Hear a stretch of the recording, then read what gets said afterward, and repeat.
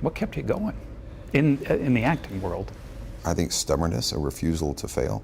An interesting thing about Hollywood is if you let it, if you listen, it will tell you exactly what you're supposed to be doing. Before the cowboy hats, before the billion-dollar empire, before Hollywood started pretending they always believed in him, Taylor Sheridan was just another face in the crowd, fighting tooth and nail for a seat at a table that never wanted him there. His story isn't polished, it's jagged, it's rejection slips, financial ruin, and a soul-crushing reminder that talent alone doesn't guarantee survival in Hollywood. But out of that chaos came a man who decided, if they won't give me a script, I'll write one they can't ignore, and boy did he deliver. Today, we're not talking about Yellowstone's sprawling success. We're going back to the Sheridan nobody wants to remember. The broken, the desperate, the unstoppable. Sheridan's struggles as a working actor. Taylor Sheridan's early years as a working actor weren't some glamorous Hollywood fairy tale. They were more like a bad country song that never made it to radio. Picture it, endless auditions, casting calls where you're lucky if they remember your name, and parts so forgettable you wouldn't even pause the TV if you blinked and missed him. Sheridan was the guy who popped up in shows like Sons of Anarchy, not as the brooding anti-hero everyone wrote fan fiction about, but as the disposable side character destined for an exit nobody would mourn. He wasn't walking red carpets, he was scraping by on roles that barely covered rent, and probably left him questioning if his big break was hiding behind the couch cushions. And let's not sugarcoat it, Hollywood didn't exactly roll out the welcome wagon. Casting directors looked at Sheridan like he was the human version of a resume typo, technically there, but ultimately useless. He was too rugged for the pretty boy roles, too pretty for the rugged ones, and too intense for the network sitcom fluff that swallowed other actors whole. It's the worst kind of purgatory, where you're good enough to get called in but never good enough to land the job. He was playing the long game in an industry that doesn't believe in long games. It believes in now or never, and for Sheridan now always seemed to be never. But here's where the story goes from pathetic to almost poetic. Those years of grinding it out, of humiliation and rejection, carved him into something sharper than Hollywood ever expected. Every forgotten line, every underpaid gig, every patronizing "you're just not what we're looking for" built a chip on his shoulder big enough to rival the Dutton Ranch itself.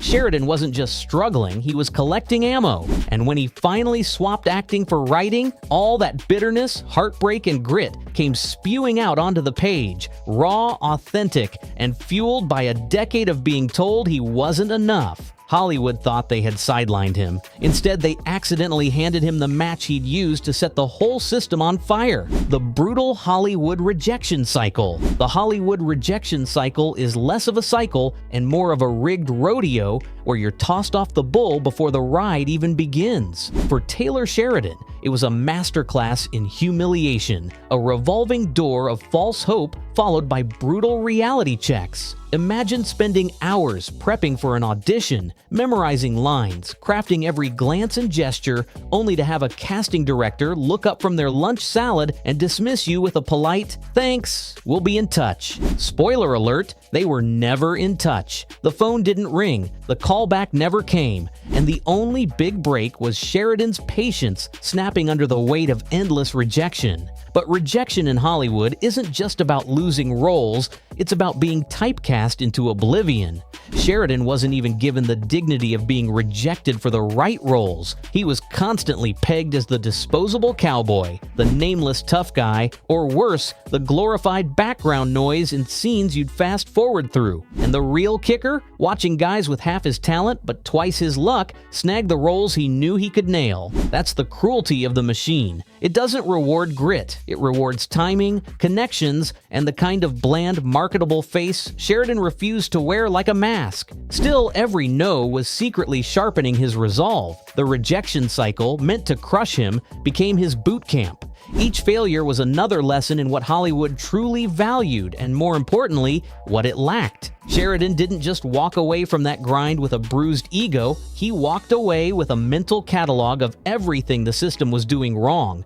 And when he finally flipped the script, literally, he wasn't just writing stories, he was writing revenge. Every rejection became another nail in Hollywood's coffin, until Sheridan got the last laugh. The man they once treated like a throwaway side character became the guy who built an empire they couldn't afford to ignore. Financial struggles and near rock bottom. If Taylor Sheridan's Hollywood rejection letters were the appetizer, the main course was financial ruin served cold, with a side of overdue bills. This wasn't the glamorous struggling artist cliche where you sip black coffee in a bohemian loft and complain about the system. No, this was the grimy real-world version where rent notices stack like fan mail from hell, and your fridge contains nothing but mustard packets and expired milk. Sheridan wasn't just broke, he was orbiting rock bottom so closely you could practically hear the gravel crunching under his boots. At one point, the man who would one day write billion-dollar franchises was scraping by so badly he couldn't even afford to dream.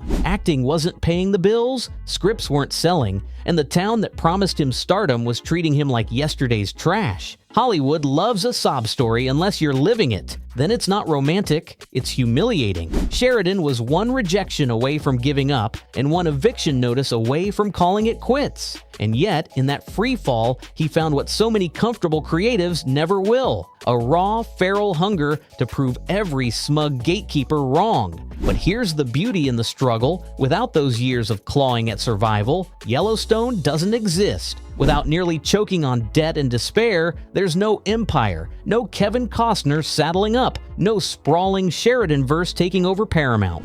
Sometimes rock bottom isn't the end, it's the forge. And Sheridan, he came out of that fire not just tougher but dangerous, armed with stories that dripped with the authenticity only someone who lived through the dirt and the debt could tell. He didn't just escape financial ruin, he weaponized it, turning desperation into domination. The transition from actor to writer. If Sheridan's acting career was a slow-motion car wreck, his transition into writing was the moment he crawled out of the burning wreckage, dusted himself off, and said, "Fine, if you won't give me a role worth a damn, I'll write one myself." Hollywood had pigeonholed him into a catalog of forgettable side characters, cowboys without names, sheriffs with 3 lines, the guy you'd forget existed once the credits rolled. It was an insult stacked on injury. So when the scripts being shoved at him were nothing more than paper-thin cliches, Sheridan did the most dangerous thing an actor can do in Hollywood: he picked up the pen. But this wasn't some overnight genius discovers his calling fairy tale. Sheridan didn't stroll into screenwriting like it was a spa day. He attacked it. Every script was written like a vendetta, every line of dialogue like a bullet aimed at the system that shut him out.